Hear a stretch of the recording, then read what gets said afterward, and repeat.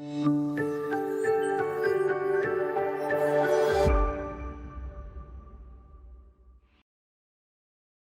will hear a number of different recordings, and you will have to answer questions on what you hear. There will be time for you to read the instructions and questions, and you will have a chance to check your work. All the recordings will be played once only. The test is in 4 sections.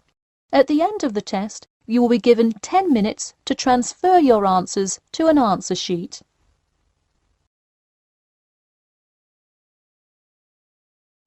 Section 1. You will hear a conversation between a travel agent and a customer who needs to book a hotel for a group visit. First, you have some time to look at questions 1 to 6.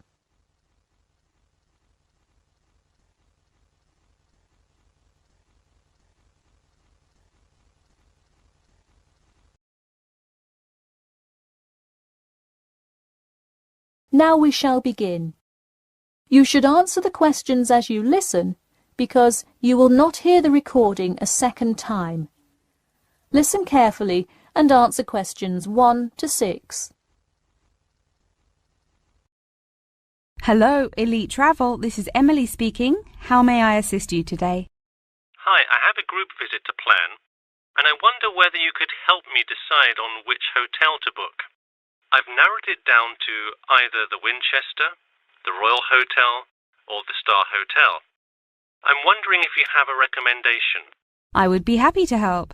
Those 3 are excellent choices. If everyone is booking hotel rooms independently, an easy way to do it is online booking.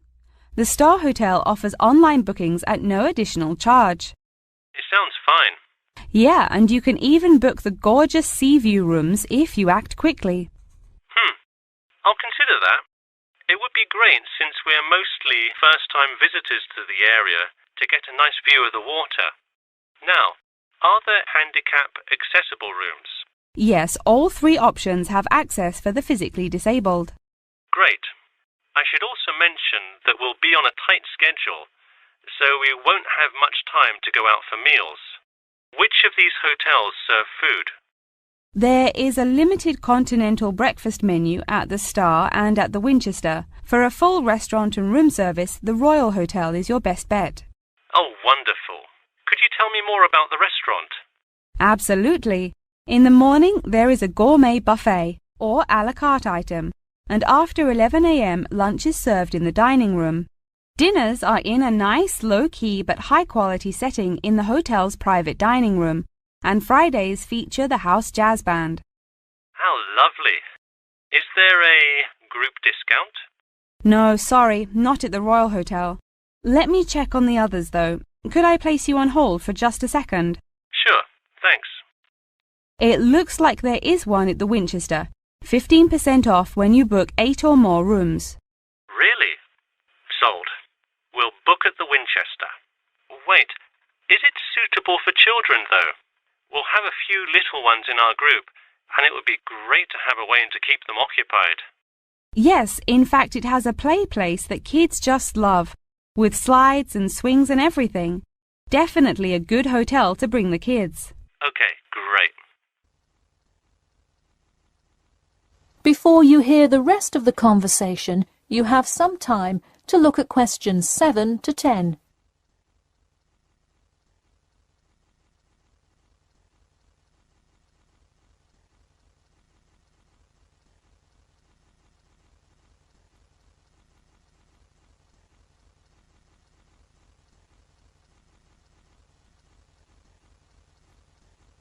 Now listen and answer questions 7 to 10.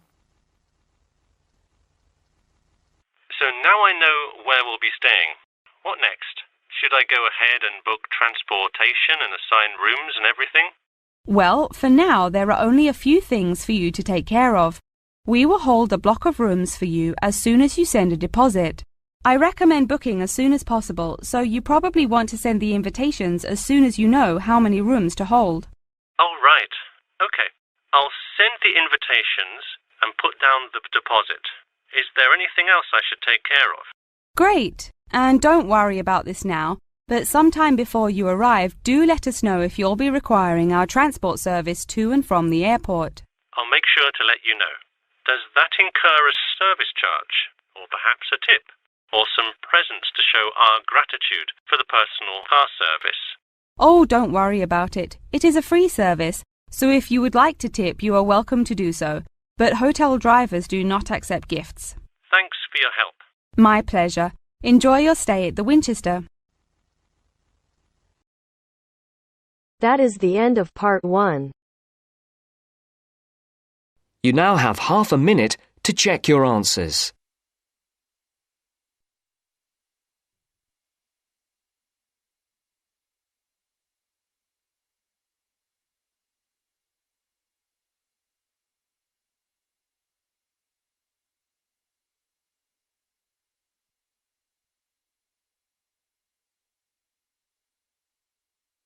Now turns to part 2. Part 2. You'll hear part of a free class about safety around campus. First, you have some time to look at questions 11 to 14.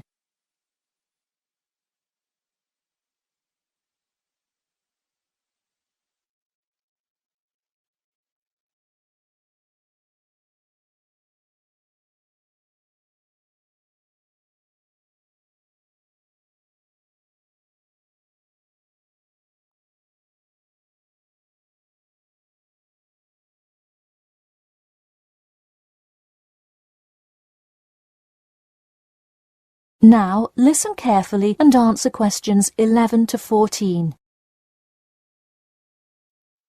Good evening. I'm Geoffrey Miller from the University of Nottingham Student Union, and in this week's free class, Carlos Garcia is going to tell us about safety around campus. Over to you, Carlos. Thank you, Geoffrey, and thank you all for your attendance today. Also, I'd like to thank the Student Union here at the university for organising this lecture.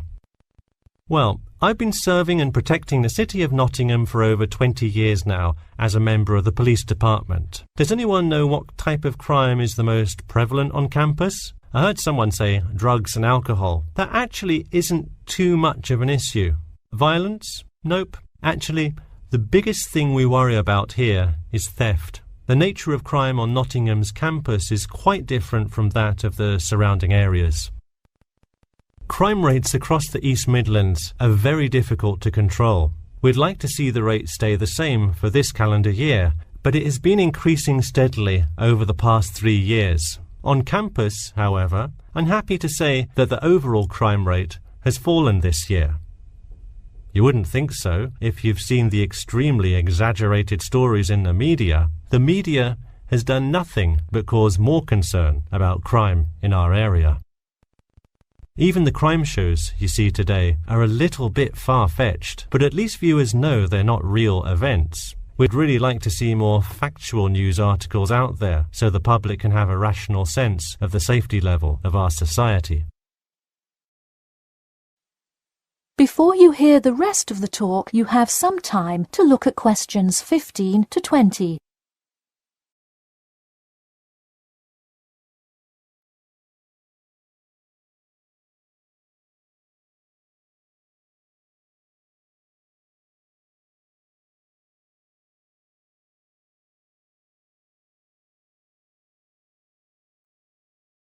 Now listen and answer questions 15 to 20. Okay, let's move on to what to do when you see a crime. Do not get involved if at all possible, and do not draw too much attention to yourself by running away in a conspicuous manner. Though most likely, and hopefully, you will not have to experience this situation, if you are being mugged, please do not try to resist. Instead, be compliant and seek help after the incident. Like I said, though, it is highly unlikely that you will find yourself amidst a crime, but it is important to be prepared should it ever happen. We find that educating students and staff on the correct precautions to take is the best way to increase your safety. Just remember to be smart when you're out late at night and avoid any area or person that looks suspicious. I know it sounds obvious, but I cannot stress this enough. It's also not a bad idea to have your mobile phone with you at all times, but be careful. If you're chatting on your smartphone on your way home, you're a prime target for thieves. I'd like to see a show of hands. How many people have left work or the library after 10 p.m. to go home before? A lot of you, right? If you do have to go home late at night, please don't walk home alone. More often than not, there's someone there that will be walking the same direction as you at some point. Walk home with a friend or co-worker. Even if you must use your phone to call someone that's nearby to walk with you, it's always safer to walk home with someone. So when you're walking home, you may feel more comfortable with some sort of self-defense, such as pepper spray. Now, it's your call whether you want to carry something like this or not. However, I absolutely advise against carrying a knife or any other offensive weapon. All too often, they can be used against you if you're disarmed, putting yourself in more danger. For all those interested, the Recreation Centre offers a free self-defense class to all students every Thursday evening. While obviously an introductory self-defense class may not equip you to fight off villains like a regular superhero, it does come in handy sometimes. After taking a self-defense class, you'll surely be more aware of possible dangers and how to deal with them. So hopefully now you have a more complete understanding of the nature of crimes committed on your campus and how to avoid being a victim. I know most students at the University of Nottingham are not the criminal types, but remember that there is no barrier like a wall or something keeping non-students out. There's no army force securing the borders, and I doubt anyone wants it that way. The campus is generally a safe place, but it's not immune to small crimes once in a while. All right, that's all I have to say for today. Stay safe. That is the end of part 2. You now have half a minute to check your answers.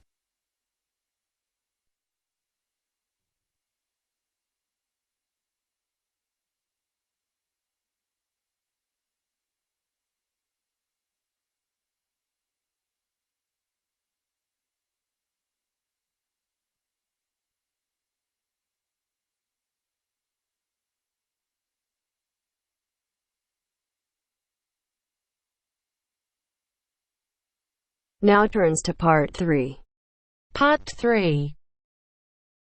You will hear two students called Jane and Mark talking to their tutor about the project assignments for their senior thesis.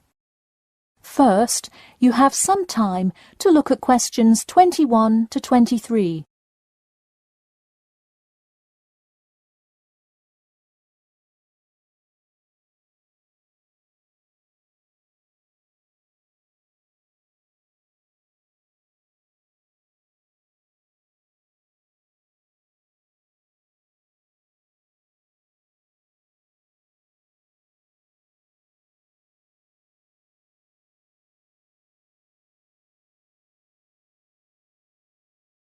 Now listen carefully and answer questions 21 to 23. So, you were both given your project assignments for your senior thesis today, right? Yes, and we already have to submit our topics next week. But how could they give us a grade this soon? No, next week's due date will not be counted towards your final grade. The teachers are just going to read your topic and give you feedback. Oh, I see. So first we should come up with our topics, and then what? Well, once you know what you want to study, you need to think about how you'll study it. You need to decide on your research methods. The methods will be the main part of your paper. What about the results section? Well, I can give you feedback on that, but you will be the one carrying out an experiment, and thus will have to produce the results on your own. What I would like to do today is practice writing research papers before you even begin your report. I'll give you samples of old data from past experience, and you can practice writing results and drawing conclusions. I think that would be really helpful. Yeah, it sounds like a lot of extra work, but I'm sure it would make our actual project easier. You're exactly right. So let's get started. First, let's try this simple experiment on fruit flies. Read the information and then take 25 minutes to summarize a results and conclusion section. That's really important. Pay attention to the time limit. Okay, does it still have to be 6,000 words? No, don't worry about that. What if we get off topic? I wouldn't worry too much. You'll have so much information to write about that it should be easy to stay on topic. Before you hear the rest of the talk, you have some time to look at questions 24 to 30.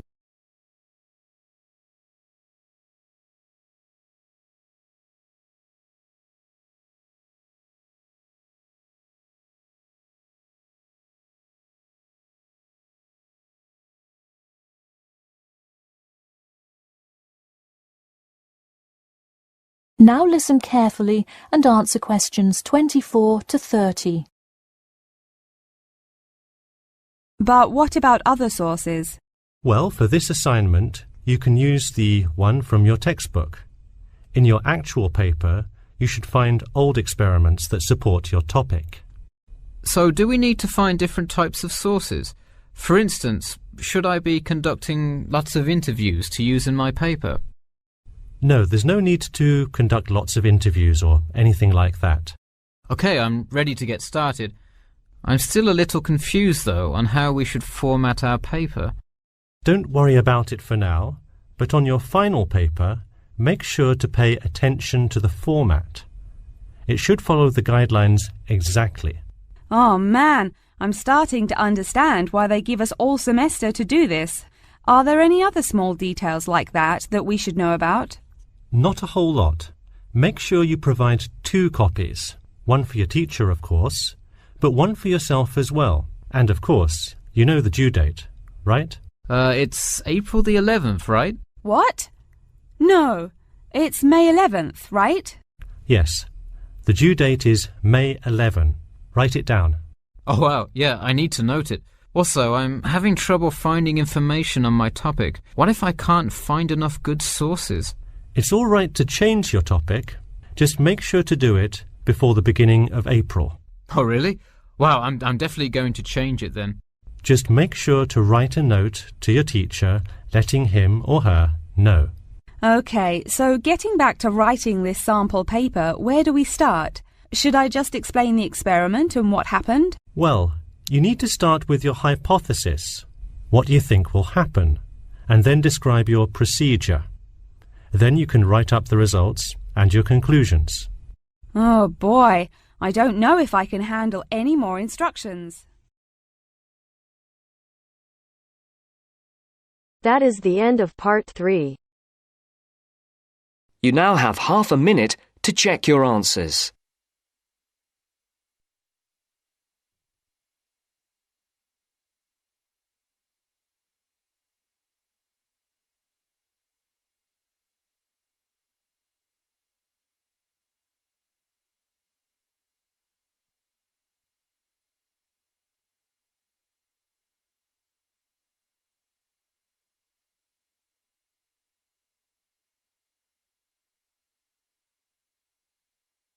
Now turns to part 4. Part 4. You will hear an introduction about an eco-friendly building called the Gherkin. First, you have some time to look at questions 31 to 40.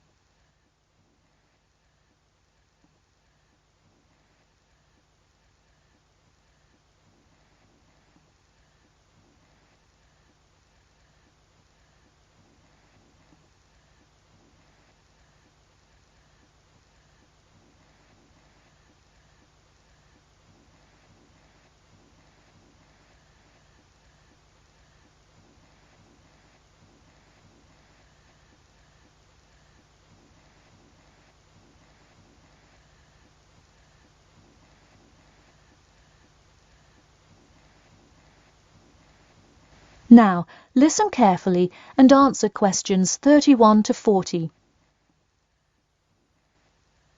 Today, I'd like to tell you about how UK architects are playing their part to address the issue of global warming. You have seen many of these iconic buildings while going about your everyday life, but you may not know how they are affecting your tomorrow.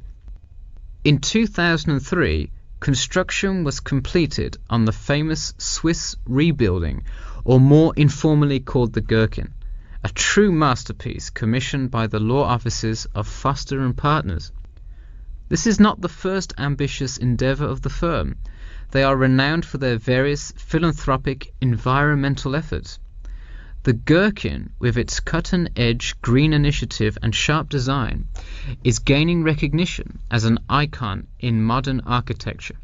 You can pick it out of the London skyline by its unorthodox cigar shape. While its appearance is the obvious attribute at which to marvel, there is far more to this building than meets the eye. And let's face it, there's a lot about this building that meets the eye. The building helps reduce the city's carbon footprint in a number of ways. Just a quick note, in case you're not familiar with the term carbon footprint, get used to it. It's a buzzword you'll hear relentlessly to talk about reducing emissions. Think of it as the amount of harmful greenhouse gases that are given off into the environment by a single person, organization, or product.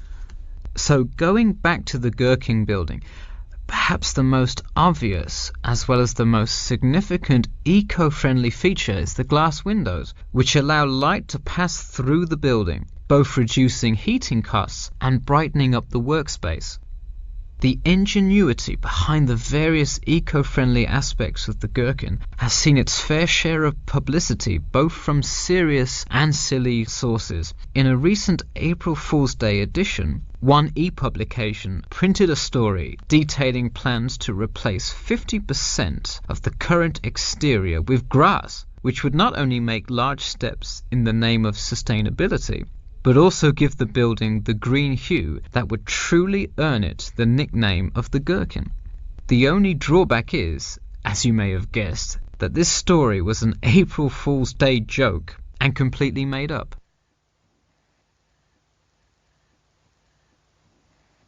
In all seriousness though, the building is setting a new standard of design that other architects and city planners just cannot ignore. The building's bold and cost-efficient design has won a number of architecture awards, including the Stirling Prize, the London Region Award, and the Emperor's Skyscraper Award, among others. The design comfortably accommodates a large number of offices, while keeping maintenance and operation costs down, striking a superb balance between nature and the workplace. Nature is well and good, as long as the weather is nice outside. Given London's notoriously bad weather, the architects knew they must devise a quality temperature regulation system, and that they did. A special system designed to reduce the building's reliance on air conditioning was devised that cuts consumption in half compared to standard office buildings.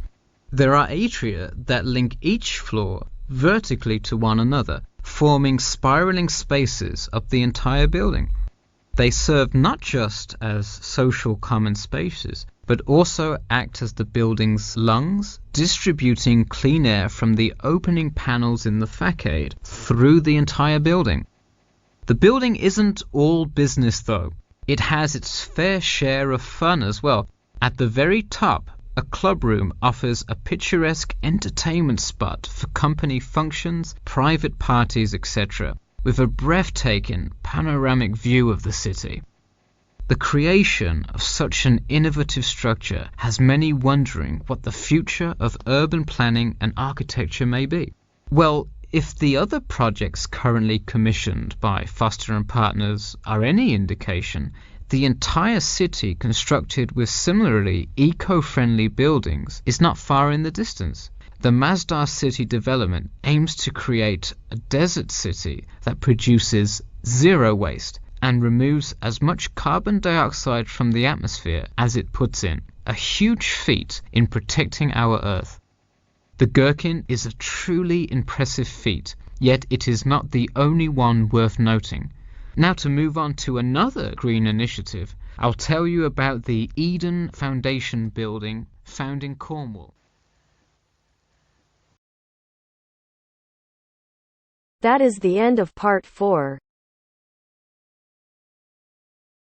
You now have half a minute to check your answers.